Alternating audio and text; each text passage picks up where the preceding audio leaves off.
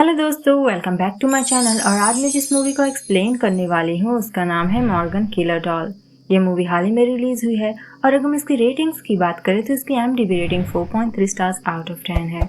तो दोस्तों, अगर आपको मेरा मूवी एक्सप्लेनेशन वीडियो पसंद आए तो प्लीज़ से मेरे वीडियो को लाइक और मेरे चैनल को सब्सक्राइब करके मुझे सपोर्ट करें, इसकी मुझे बहुत ज़रूरत है। तो देर नहीं करते और बढ़ते अपने मूवी एक्सप्लेनेशन की ओर।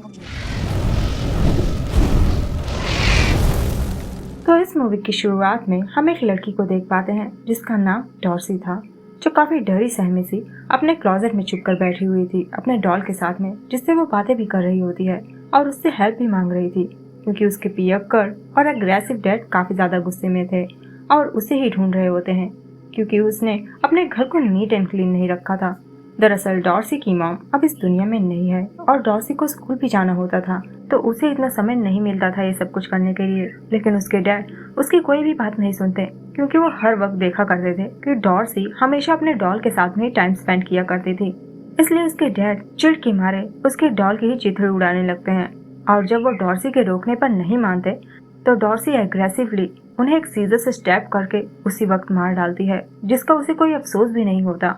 इसके बाद हम एस्ट्रिड को देख पाते हैं जिसका बहुत सालों पहले एक्सीडेंट हुआ था, शायद बचपन में ही, और उस एक्सीडेंट में उसका एक लेग डैमेज हो चुका था और उसकी भी माँ इस दुनिया में नहीं है और अब सिर्फ उसके डैड बचे हुए थे उसके पास में, जो उसके लिए उसका सब कुछ थे।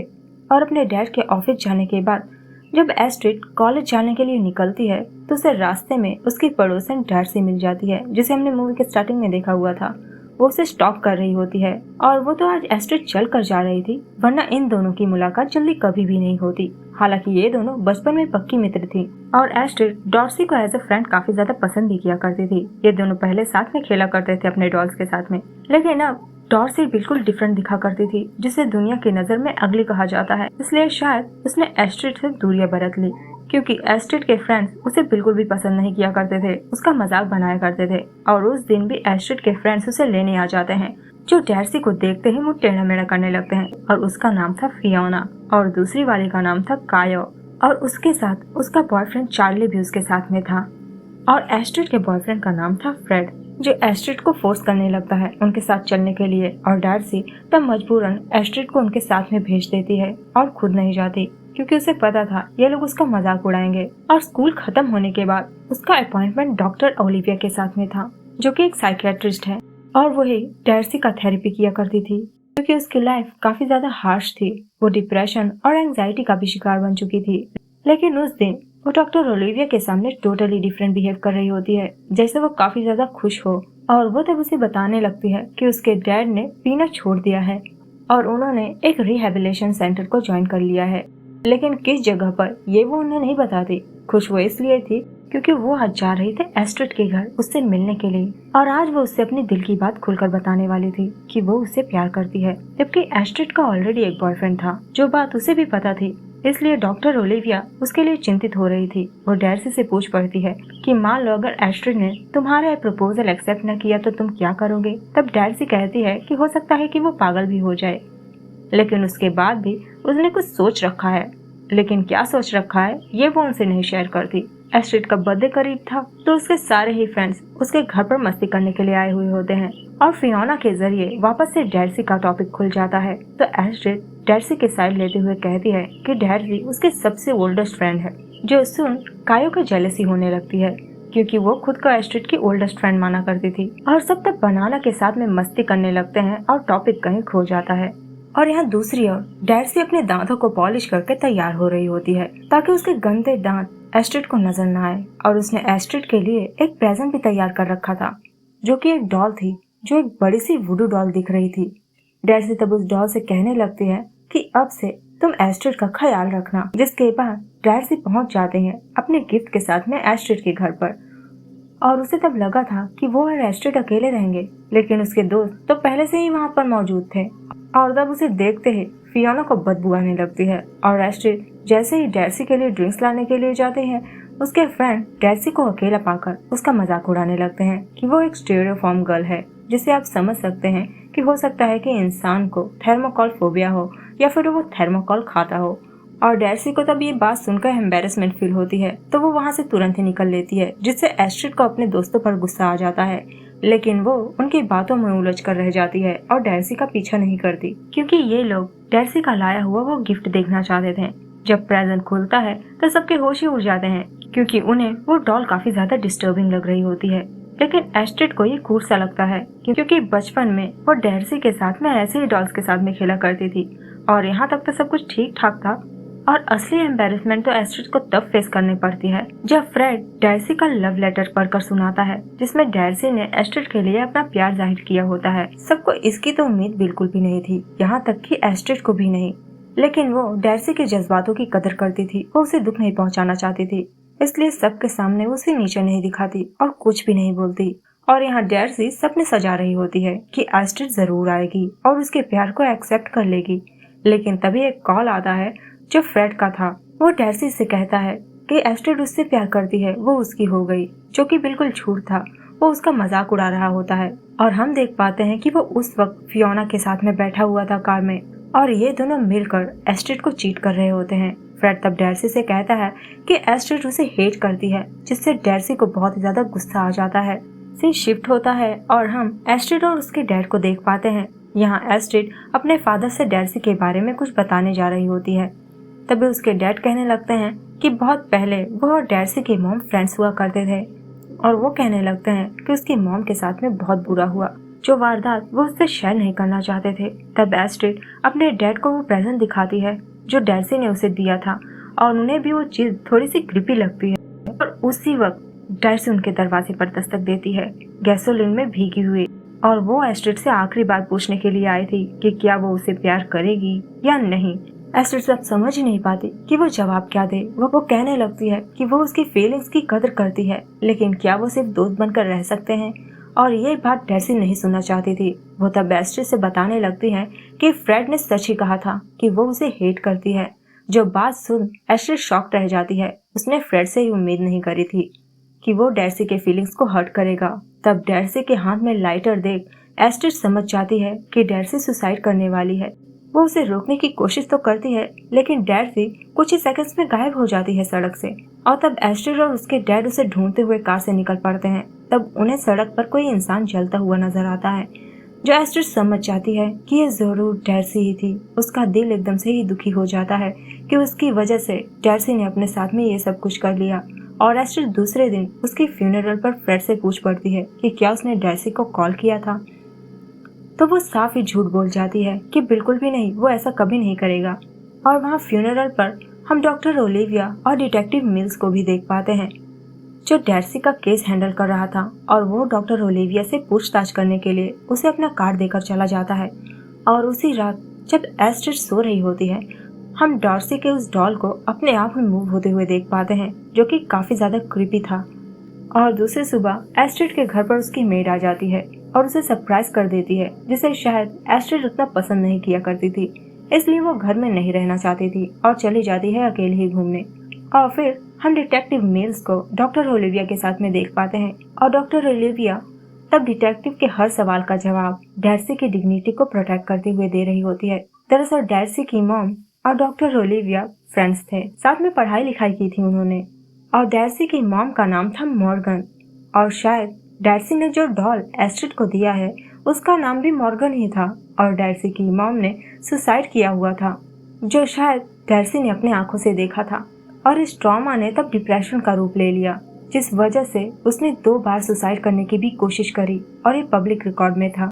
और सुसाइड की वजह उसके डैड ही थे, जिसे हमने तो देखा ही है कि वो काफी ज्यादा एग्रेसिव थे।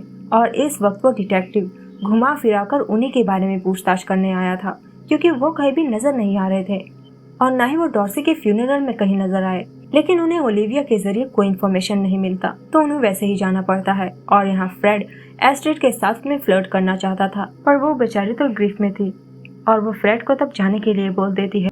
और यहाँ एस्ट्रिड के घर पर कोई टेनिस बॉल्स गिरा कर आने की कोशिश कर रहा होता है। और जैसे ही वो एस्ट्रिड के कमरे में जाती है नाइफ लेकर, वो डॉल अचानक से उठती है और उन पर अनगिनत बार नाइफ स्टैब करके उन्हें खत्म कर डालती है और उनकी लाश को भी वो गायब कर देती है, जो कि उस मेड ने उम्मीद भी नहीं करी थी। और जिन यहीं पर कट होता है और हम एस्ट्रिड और उसके डैड को देख पाते हैं जो डिनर कर रहे होते हैं। और एस्ट्रिड तब उनकी बातों से अंदाजा लगा लेती है कि शायद उसके डैड किसी के साथ में डेट पर जा रहे हैं और वो उनके लिए खुश थी, जबकि उसके डैड वो चीज उसे शेयर नहीं करना चाहते थे, ये सोचकर कि एस्ट्रिड को दुख होगा।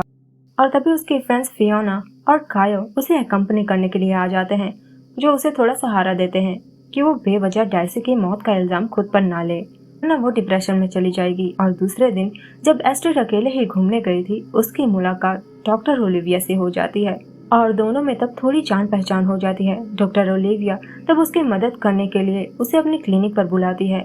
और यहाँ दूसरी ओर फ्रेड और फियोना शायद कहीं जा रहे थे मस्ती करने के लिए, और फियोना को तब याद आता है कि वो तो अपना फोन एस्ट्रिड के घर पर ही भूल आई थी और इसलिए उसे डर लग रहा था कि अगर फोन एस्ट्रिड के हाथ लग गई तो उन दोनों की पोल खुल जाएगी। इसलिए ये दोनों चुपके से उसके घर में घुस जाते हैं। और तब जैसे ही फ्रेड एस्ट्रिड को आता हुआ देखता है, वो उसका ध्यान भटकाने के लिए घर से बाहर निकल आता है और उसे पुल के पास लेकर चला जाता है ताकि एस्ट्रिड को पता न चले कि फियोना घर के अंदर घुसी हुई है। और अब तो फियोना फंस चुकी थी क्योंकि वो डॉल उसके फोन के साथ में बैठी हुई थी घर के अंदर और वो बस उसके आने का ही इंतजार कर रही होती है। और मौका पाते ही वो फियोना के गले में नाइफ से स्टेप कर देती है और बेबस होकर फियोना जब जाकर बाथ टब में बैठ जाती है, तब वो डॉल टब को पानी से भरकर उसमें उसे डुबा देती है, जिससे कि उसकी बची कुची जान भी निकल जाती है। और यहाँ फ्रेड झूठ मूठ का एस्ट्रिड के साथ में रोमांटिक हो रहा होता है और अब तो वो डॉल कार में भी फ्रेड का पीछा कर रही होती है और वो खुद ही फियोना के फोन के जरिए उसे कांटेक्ट भी कर रही होती है, जिससे किसी को शक नहीं होता कि फियोना जिंदा है या मर गई। और एस्ट्रिड जब घर आती है, उसके डैड उससे कहने लगते हैं कि उनकी मेड मिसिंग है, क्योंकि शायद उसकी फैमिली उसका पता लगा रही होती है और उन्हें उसका कोई पता नहीं चलता। ये बात सुनते ही एस्ट्रिड शॉक्ड रह जाती है। और दूसरे ही दिन एस्ट्रिड का बर्थडे था, तो उसके फ्रेंड्स ने उसके लिए कुछ सोच रखा था, सरप्राइज पार्टी वगैरह। तो वह एस्ट्रिड के घर को डेकोरेट करने के लिए आए थे उसके डैड से परमिशन लेकर। और एस्ट्रिड उस वक्त ओलिविया के पास गई हुई होती है और वो लौटेगी 7:30 बजे। और एस्ट्रिड के डैड भी डेट पर जा रहे होते हैं, जो लौटने वाले थे 10 बजे। तो ये लोग तब तक आराम से डेकोरेशन करके पार्टी कर सकते हैं। और हम तब एस्ट्रिड को देख पाते हैं जो ओलिविया से बता रही होती है कि डार्सी और उसकी मॉम एक ही साथ गुजर गई थी, एक कार एक्सीडेंट में मारी गई और दूसरी सुसाइड करके। तो इसीलिए इन दोनों लड़कियों का एक ही हाल हो गया था, बिन माँ की बच्चियाँ। इसलिए दोनों आपस में घुल मिल गई थी क्योंकि साथ ही में हॉस्पिटल में थी इसीलिए। और उसके कुछ साल बाद इनकी दोस्ती टूट गई क्योंकि डार्सी ने स्कूल छोड़ दिया। और एस्ट्रिड तब ओलिविया को डार्सी का वो आखिरी लव लेटर देती है क्योंकि वो उसे अपने पास में नहीं रखना चाहती थी। उसकी वजह से उसे डार्सी की याद आ रही होती है। और यहाँ फ्रेड को फियोना का मैसेज आता है जो उसे अपस्टेयर्स बुला रही होती है क्योंकि अब शायद इसी की बारी थी। और इनके इस चक्कर के बारे में सिर्फ चार्ली को पता था। फ्रेड अगर पकड़ा जाता तो वो अपने हाथ खड़े कर देता कि उसे कुछ भी नहीं पता है। तब चार्ली और कायो घर से बाहर निकल जाते हैं, डेकोरेशन फ्रेड के हवाले छोड़कर। और यहाँ दूसरी ओर जैसे ही एस्ट्रिड ओलिविया से डार्सी को इस डॉल वाले प्रेजेंट के बारे में बताती है, वो एकदम से ही परेशान हो जाती है और वो इमीडिएटली उस डॉल को देखना चाहती थी। तो एस्ट्रिड के साथ वो उसके घर चलने का फैसला करती है। और यहाँ घर पर फ्रेड फियोना की डेड बॉडी को देखकर एकदम से ही दुखी हो जाता है और उसे क्या पता था कि मौत ठीक उसके पीछे खड़ी थी। और वो डॉल तब उसके खड़े होते ही तुरंत उस पर हमला कर देती है और अनगिनत बार वार करके उसके फेस का भरता बना देती है, जिससे तुरंत ही उसकी मौत हो जाती है और वो समझ भी नहीं पाता। और देर रात जब एस्ट्रिड ओलिविया के साथ में उसके घर पहुंचती है, तब एस्ट्रिड सरप्राइज रह जाती है क्योंकि उसका घर तो भरा पड़ा था उसके दोस्तों से जो उसका बर्थडे सेलिब्रेट करने के लिए आए थे। फिर भी एस्ट्रिड ओलिविया को अपने कमरे में लेकर आती है उस डॉल को दिखाने के लिए। और उस डॉल को देख ओलिविया को डार्सी की मॉम मॉर्गन की याद आ जाती है जो डॉल बनाया करती थी, और वो भी वुडू डॉल्स। तो उसकी बेटी में भी वही सेम गुण होंगे।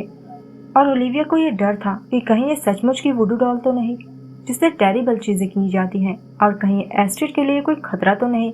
इसलिए वो कंफर्म करना चाहती थी उस डॉल को चेक करके। हमने तो पहले भी देखा था कि एक तरह की डॉल डार्सी खुद नेकलेस की तरह पहना करती थी और डॉल से बातें भी किया करती थी।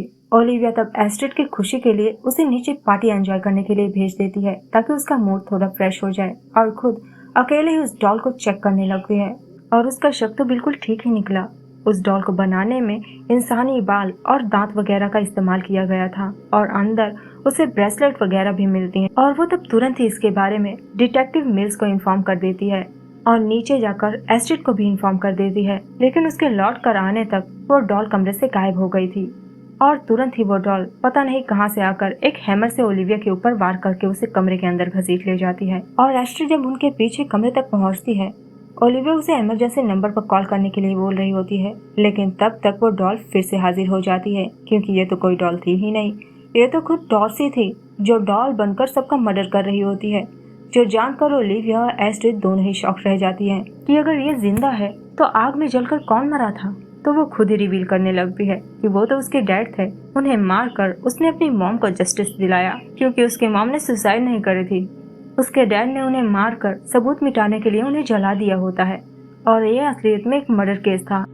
और प्रेजेंट में पुलिस इसीलिए जांच पड़ताल कर रही होती है उसके डैड के बारे में, क्योंकि उन्हें डॉर्सी का डीएनए कहीं मिला ही नहीं। और आगे डॉर्सी एस्ट्रिड को एक और शॉकिंग बात बताती है कि एस्ट्रिड के डैड का अफेयर चल रहा था डॉर्सी की मॉम के साथ में, इसलिए डॉर्सी के डैड ने डॉर्सी की मॉम को मार डाला। तो एस्ट्रिड के डैड भी अब उसकी लिस्ट में शामिल थे, वो उन्हें भी मारना चाहती थी। और डॉर्सी के दिमाग में क्या बढ़िया प्लान बनाया था, इसने एस्ट्रिड और उसके डैड को ही आई विटनेस बना दिया खुद के सुसाइड का। और डॉर्सी ने तब इसके बाद उसके जरिए किए गए सारे मर्डर्स की पुष्टि कर दी एस्ट्रिड के सामने। एस्ट्रिड को यह यकीन हो चुका था कि डॉर्सी पागल हो चुकी है और एस्ट्रिड जब हेल्प के लिए चिल्लाने की कोशिश करती है, डॉर्सी ओलिविया को मारने के लिए उसके गले पर चाकू रख देती है और वो एस्ट्रिड को धमकी देने लगती है कि बहाना बनाकर सब लोगों को घर से बाहर भगा दो। और जब एस्ट्रिड लौट कर आती है, डॉर्सी ओलिविया को बांधकर शांत कर चुकी थी ताकि वो भाग न सके। और उसी वक्त एस्ट्रिड के डैड आकर पहुंच जाते हैं, क्योंकि 10 बज चुके थे। और एस्ट्रिड जब चिल्लाने की कोशिश करती है, डैड से उसे भी नॉक करके बेहोश कर देती है, जिसके बाद वो उसे बांध कर निकल जाती है उसके डैड को खत्म करने के लिए। और वो इतनी फास्ट थी कि उसके डैड को समझने तक का मौका नहीं दिया उसने, और वो तुरंत ही उन्हें लहूलुहान करके वहाँ से निकल लेती है। और यहाँ ये दोनों जैसे ही होश में आती हैं, दोनों बैक टू बैक होकर एक दूसरे को फ्री करने में जुट जाती हैं। और उसी वक्त एंट्री होती है डिटेक्टिव मिल्स की, जो एस्ट्रिड के डैड को गंभीर हालत में देख उनकी ब्लीडिंग को रोकने में जुट जाते हैं, मगर पीछे से डॉर्सी उन पर लगातार वार करके उनका भी काम तमाम कर डालती है। और पता नहीं वो कैसे डिटेक्टिव थे जो इतनी जल्दी मर गए। और दूसरी ओर जब ओलिविया और एस्ट्रिड फ्री होकर नीचे आती हैं, तो डॉर्सी ने वो अपना मास्क एस्ट्रिड के डैड को पहना दिया होता है। शायद वो अपनी माँ को उनकी आत्मा सौंप रही होती है, ऐसा मुझे लगता है। तभी डॉर्सी वहाँ पर आ जाती है उन्हें बताने के लिए कि उसके डैड बड़े बुरे आदमी थे और उन्होंने उसकी फैमिली को बर्बाद कर दिया। पर रियलिटी में मॉर्गन और एस्ट्रिड के डैड सिर्फ दोस्त थे, जो ओलिविया भी कंफर्म करती है। और उसी वक्त कायो की एंट्री होती है, जो बिना वार्निंग के ही डॉर्सी के सर पर एक ग्लास का बॉटल फोड़कर उसे बेहोश कर देती है। लेकिन सुकून सिर्फ कुछ ही सेकंड्स के लिए था। और डॉर्सी जैसे ही होश में आती है, वो डिटेक्टिव के उस गन से कायो को शूट कर देती है। और अब एस्ट्रिड समझ चुकी थी कि डॉर्सी को सिर्फ प्यार से उल्लू बनाया जा सकता है, तो वो उसे प्यार से बहलाती फुसलाती है। और ओलिविया जब खड़ी होकर उसके ट्रीटमेंट की बात करने लगती है, तो वो उसे भी शूट कर देती है, जिससे एस्ट्रिड फिर से भड़क जाती है, क्योंकि जैसे जैसे समय बीतता जा रहा था उसके डैड की बचने की उम्मीद कम होती जा रही थी। इसीलिए वो कायो के पास में मौजूद उसके सेल्फ डिफेंस इक्विपमेंट से उस पर वार कर देती है। लेकिन शायद वो मरी नहीं थी, वो फिर से उठकर एस्ट्रिड के ऊपर हमला करने वाली थी। इसलिए एस्ट्रिड इस बार कोई रिस्क नहीं लेती, वो गन उठाती है और सारी गोलियां दाग देती है। लेकिन जैसे ही डैड से जमीन पर गिरती है, वो हिम्मत करके उसके मास्क को फिर से पहन लेती है, क्योंकि शायद वो अपने मदर से कनेक्ट होना चाहती थी।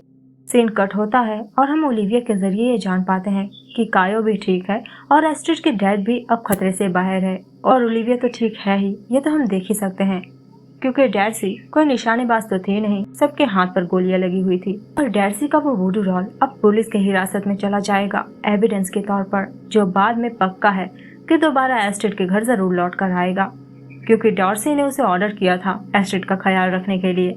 और वो डॉल तो अब भी मूव हो रही होती है। और इसी के साथ ये मूवी यहीं पर एंड हो जाती है। तो मिलते हैं नेक्स्ट वीडियो में, तब तक के लिए goodbye, take care and thanks for watching.